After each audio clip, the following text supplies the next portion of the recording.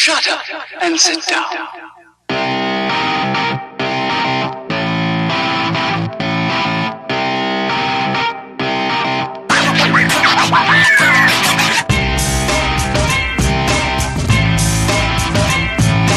Hello, right. Today we've got Gareth Charles Daniel with us, comedian, superstar, and a compere of a new show, which we're going to talk about later. Gareth, lovely to see you. Yeah, likewise. How you doing? Yeah, not bad, not bad. Right, what have you been up to? Tell us, you've been quite a busy boy just lately. Oh God, what have I been up? Well, I went to a car boot. I've always been a car boot aficionado over the year. Well, aficionado is strong, but I've been, a consumer at those kind of events. But yesterday was my first time where I was one of the merchants at a car Oh. boot operation, and yeah, I don't think I'm gonna ever do it again. It was an experience to be had. Uh, Man alive. Yeah, so some of the characters that you get in there are just wild. Well, you don't see those human beings anywhere else in the world other than at car boots. You know, men with with more jackets than teeth. What else have we been doing? What else have we been doing? I've been setting up the show, the Big Fat Shame Show, which we'll talk about in a bit, I'm sure. Yeah, And just absolutely. general dad life, just general dad life. Yeah. My little girl is now 18 months old, and so she's exercising free will. So it was great while it lasted. I could just dress her in absolutely anything. Now she's learning the power of the word no. Uh, Oh. so navigating that. But then she doesn't know sometimes what she's knowing, Like the other day I offered her a glass of chocomel and she said no to it. She refused chocolate milk. She's got no idea. She's got no idea what she's letting herself into. Um, what else? What else has been going on? I think that's about a good. I was going to say that's taken up a lot of your time. I'd imagine just being the dad, you know. So yeah. Well, so talking about being a dad, I mean, going back to when you was a kid, I mean, what was it like? What made you want to pick comedy? Oh, right. Well, I was. I was somewhat of an odd kid. I wasn't particularly high up in the social ladder. No, I wasn't in the top tier of the social echelons at school, and so I I was always trying to make people laugh with varying degrees of success. And there was always this appetite or this curiosity about stand-up comedy, but I just found it utterly terrifying. It was like the absolute cold front where you get the most incredible and also brutal feedback on whether that you're funny or whether that you're not. And so I just found that very alluring but utterly anxiety provoking. And then when I became a father, and I was pressed the red button, and two midwives turned into about 15 people in like medical gowns and all this kind of chaos and panic. The next half an hour or so brought about the scariest and the most beautiful moment of my life. And then from that point, it was like a tectonic shift in my personality.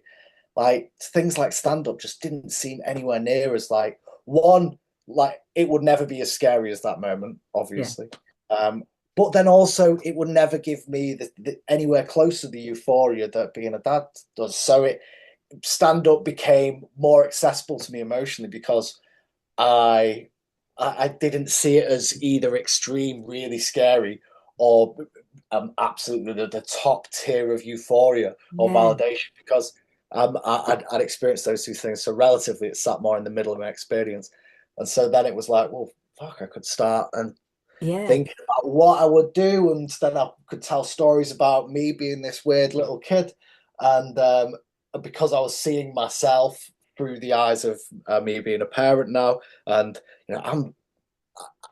I've got three names. I'm clearly a person that's liable to make some bad choices, now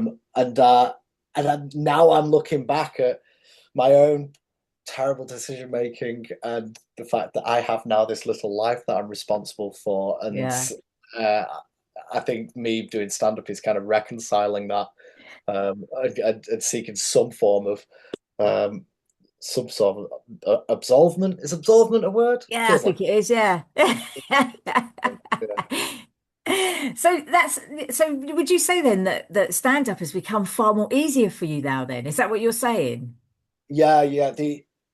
I would have put too much stock into it in terms of what it meant about myself. Yeah. Um, if I would have tried it before being a dad, then well, I don't. The fact is, I didn't. Yeah. And so yeah, it inevitably was an easier thing for me to do because I did it, and there was, I've been watching for in one way or another. I've been like enamored with stand up from. I'm thinking the earliest stand up that I got really into was Billy Connolly. Then up Yeah. through the years, of me finding out about Richard Pryor and Yeah. Bill Moran, Eddie Izzard, you name it, up to now, where there's people that are just absolutely killing it on the scene. There's this comic in the US. She's called Jordan Jensen, who's just incredible. And there's a love that I've had for that art form from Mm. being probably about 10 or 11. But it was way more scary before I was a father. Now it's like, meh, it's okay. Like if I have a great night, that's brilliant Mm. and it feels fantastic, but it's nothing compared to like making my daughter laugh when I, kind of impersonate a sheep. That's where I kind of really get that validation. Oh, that's fantastic. So you must make her laugh a lot, or she makes you laugh, I'd imagine as well. Yeah, her timing's far better than mine. Like she doesn't really have a bad night. Whereas there's been many a times where I've died on my ass in front of her. Like, but this is the thing, like being a stand-up, you're a glutton for punishment. It's a game of iteration and marginal refinements.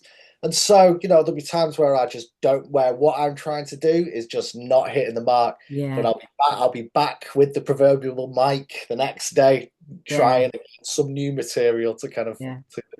I think the to thing get is across. you never know what crowd you're going to get, and that is, I suppose, either the demon or the beauty of stand up is it you could do the same set 2 nights in a row, but with two completely different crowds and get different reactions. So I suppose really as an art form, it's really hard to gauge, isn't it? What's successful and what works, what doesn't work. But that's a Yeah, good thing as well. yeah.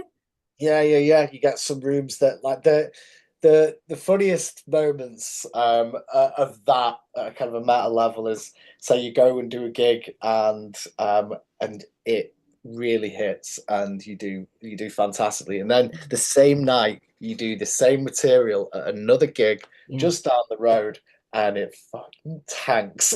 And then you've got to try and discern, well, what is it that I did Yeah. different?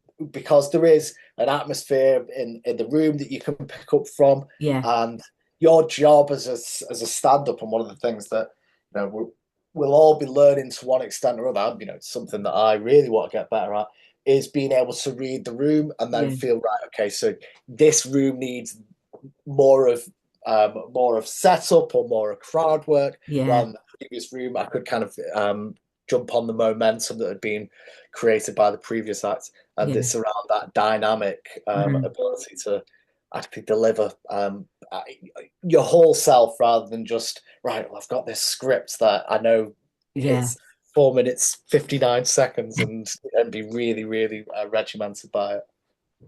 And you'd say about doing like two rooms on one night, there's a lot of traveling involved, isn't there, with stand up, Yeah. on the scene. You've what's the most gigs you've managed to fit in? Uh, in a night too, I did. There was about a month or so ago. I think I did in one week. I must have I've done about six in Yeah. one week Yeah. on the bats. And there was part of that where I was like looking at it and thinking, right, okay, so I've been in stand up now around about a year. I had to take it very very easy in the first instance because my child was under one and wasn't Yeah. sleeping all that well. So I didn't really want to do too much of it. But then once Ivy started to sleep independently and was much more settled, I could do more of it.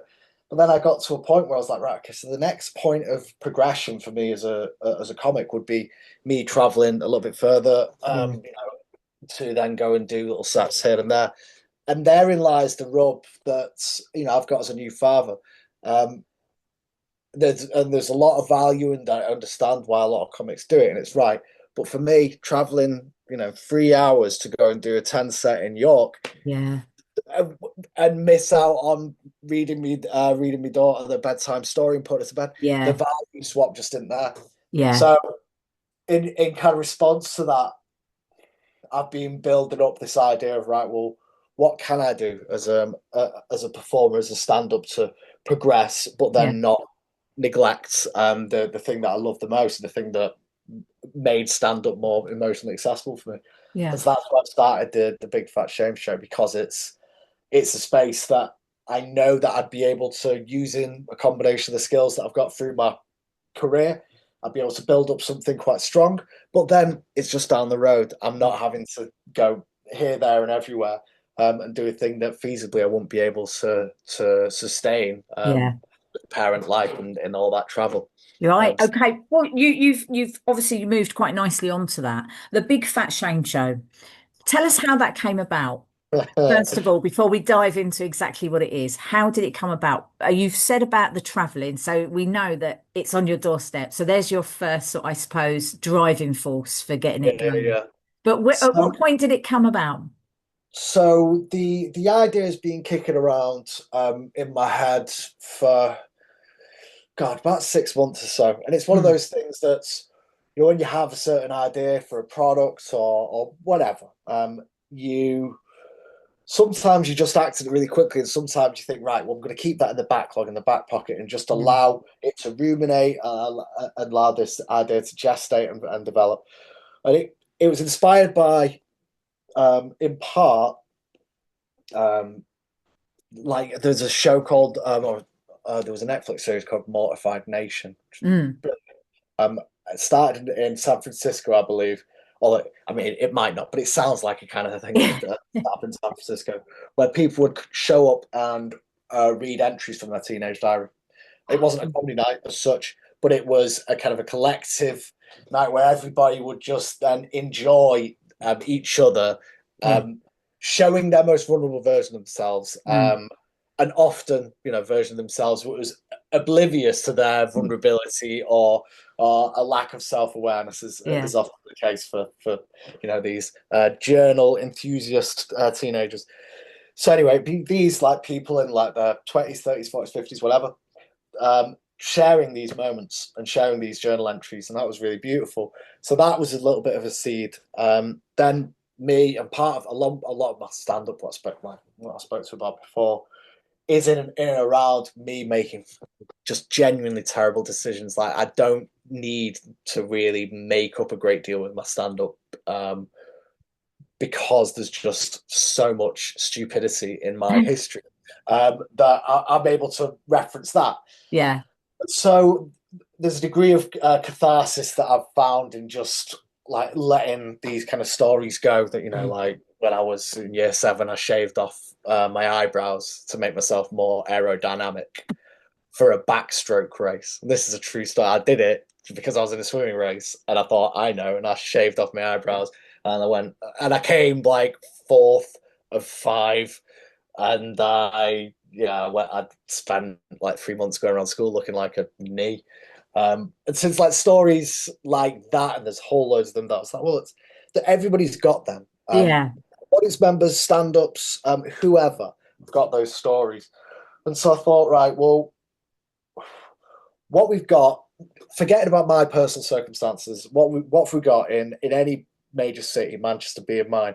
You've got loads of energy from stand-up comics just starting out, or being 1 or 2 years in. So you've got a supply of incredible storytellers and yeah, incredibly funny, talented people.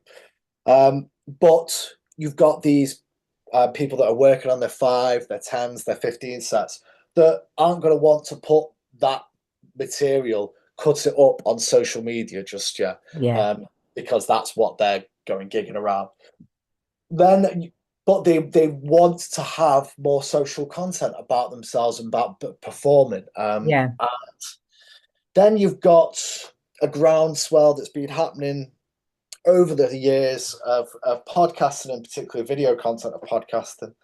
And I found that in any of the few podcasts that I do enjoy from My Therapist Ghosted Me, to a little bit of Off Menu and a few others, that I found that the funniest, the most energetic moments of them were where there was a moment that was so funny that you could hear like the producers and the audience kind of laughing. Yeah. Yeah. It reminded me of, remember like the Big Breakfast Yeah. or Yeah. Yeah. on Yeah. TFI Friday, where it Yeah. just had this kind of feel of like this like nice party that you wish that you were kind of a part of. Yeah. And so I thought, well, I could create something that harnesses that energy and that enthusiasm from grassroots comedians, Yeah. and then put it into a format whereby, right, okay, we'll have a panel of comics, three comics, myself hosting, and then we'll have almost a slight open mic dynamic Yeah. where anybody can then come up and tell a little bit of a story about themselves to that panel of comics. So a mortifying story, an embarrassing story. And then in doing that, they're absolving themselves of that shame that might have held in the heart over the years. And then they get this video content of ourselves, the panel of comics, and me playing around with the idea, them talking about it, and then an audience. So it's a live show. That audience kind of really laughing and responding to it. So it's got this kind of this mix of different formats, kind of 90s TV show, Yeah. that kind of like podcast element to it. It's kind of like it's like it'd be like Parkinson for the anxiety generation. I think that's what this thing is. It's Parkinson for people who've got poor coping skills. Parkinson for people who can't let go. I could really nice side picking a tagline just anchoring off Parkinson now, which like swinging it all the way back, like it's come full circle. I've just realised this, that part of my escape when I was a weird kid, this weird little kid in Staley Bridge, you get like I got kicked out of school one day for putting bread in my belly button because I was desperate for a food fight, and there was no like, still to this day I'm fucked off because I've in so many places, so many restaurants, dinner halls, whatever else, and I've seen not fucking one food fight. Bugsy Malone sold me a fucking kipper, so I've stuffed bread in my belly button, started flicking it out. I got kicked out of school for that day, and so I was this kind of weird kid that was doing shit like this. Yeah. And my point of escape would be just sitting on the toilet thinking about Parkinson interviewing me. And asking me like what my marriage with Jennifer Aniston was like, me like, oh, it's really good. She puts up with a lot, but she really kind of gets that I've got a lot of irons in the fire. And then Parkinson's like, oh yes, well of course. I mean, how do you balance your career as a star basketball player with the Chicago Bulls and also playing for Staley Hill Jr.'s B team? Like, well, it's difficult. It's difficult. Somehow I manage with Jennifer's support. Anyway, I go with that. But like, yeah. So I suppose I'm just in a roundabout way harnessing the power of local comedy to basically solve a childhood fantasy of being interviewed by Michael Parkinson, talking about my career with the Chicago Bulls. I feel like I've talked around a lot, but I've not actually. I don't know if I've said it too concisely what the thing is. So it's probably worthwhile me saying that. So the Big Fat Shame Show is a confessional comedy night where people come together, tell the most mortifying stories, and ultimately, collectively, will be beating shame, kind of one embarrassing story at a time. Panel comics. There's a piano accompaniment as well. My gosh. So I'm going to get there's a pianist that's going to be playing when somebody's telling the story.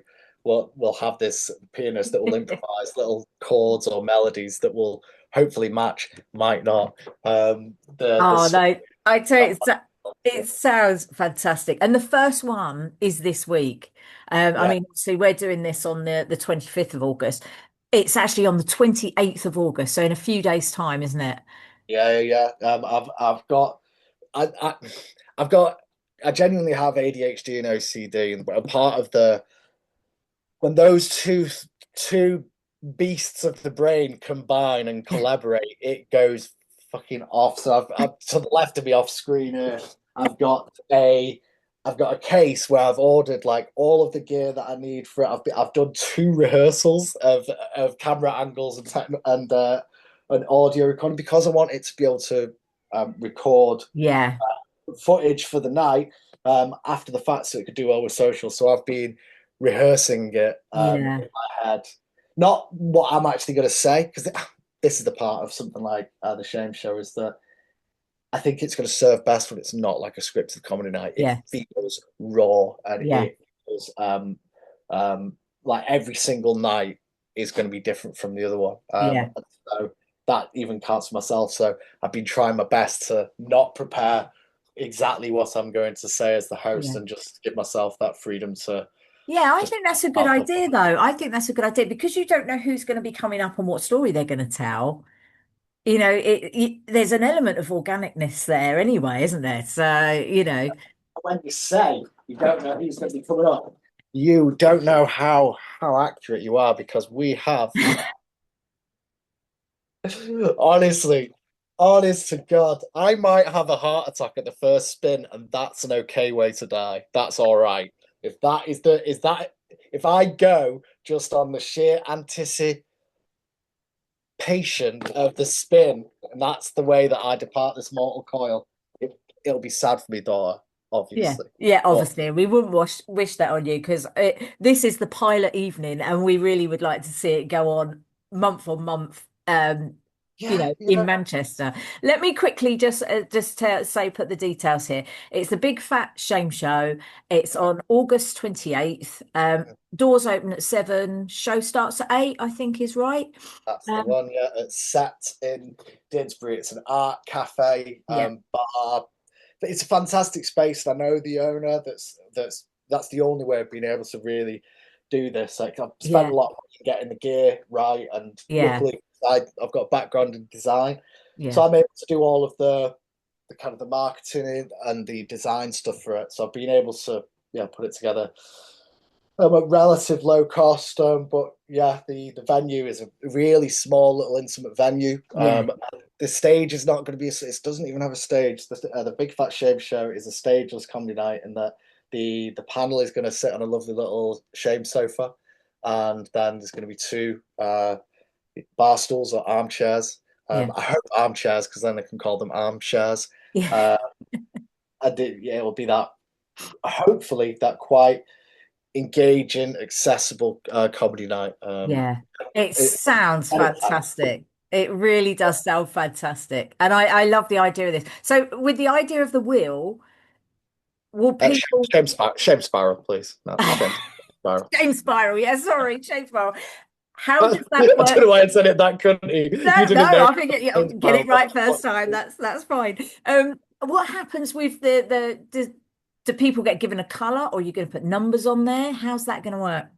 So what I'm going to do is I've got all the sign-ups. I think I've got of storytellers. I think we've got 12 storytellers, and so there's going to be four per section. There's going to be three sections of the night. Yeah, Um, I'm going to have 12 names on here. Hang on, as the maths worked. Yeah, it fucking does as well.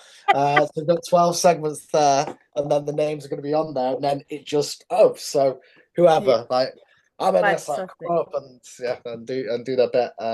And so we've got, not only have we got three incredible comics to be on the panel, Yeah, the storytellers, because this is the pilot night, and I've had such lovely support from Manchester comics. Like all of the storytellers are going to be comics as well. yeah, So I'm really really excited to see what comes out, because we're going to have there's what's that? So three panelists, then 12 storytellers. So you got 15 yeah, comedians that will be contributing in one way or another about their mortifying existence. And you've spoken to quite a few comics. yeah, You will know that yeah. every single one of them is utterly fucking mortifying. Like there's so many of them that have got I've got like a story to tell. the whole life of making terrible mistakes, and that I place myself right in that category as well. I was going to So say you're the benchmark. yeah, 100%. I mean, for fuck's sake. I once went to on a school trip. I went to the Trafford Centre, and whilst all the other lads were in the gadget shop and JD, I went and got my face painted. I was 11 years old, and I sat down, and the lady was like, "Right, you're a bit old for this, aren't you?" I'm like, "No." She went, "Right, right, all right. Do you want to be a tiger? Do you want to be a butterfly?" And I was like, "Have you seen the music video "Beautiful People" by Marilyn Manson?" And she hadn't, but she painted my face like Marilyn Manson fucking anyway. Um, and I got checked. And then bear in mind that I was on a school trip, unclosed school trip. So from the neck up, I was the Antichrist superstar. From the neck down, I was Sports Direct. And then I got chased by the kids in my class. And so there was a moment in time in the Trafford Centre in the late 90s where there was this sports goth being chased through the Trafford Centre, and I had to hide in Debenhams calf. The security guard give me a Kit Kat. I just sat there with me Marilyn Manson face paint, waiting for my mum to come and get me. Uh, Oh, but yeah, I am somewhat the benchmark, but well, we'll see. we I'm, absolutely will see.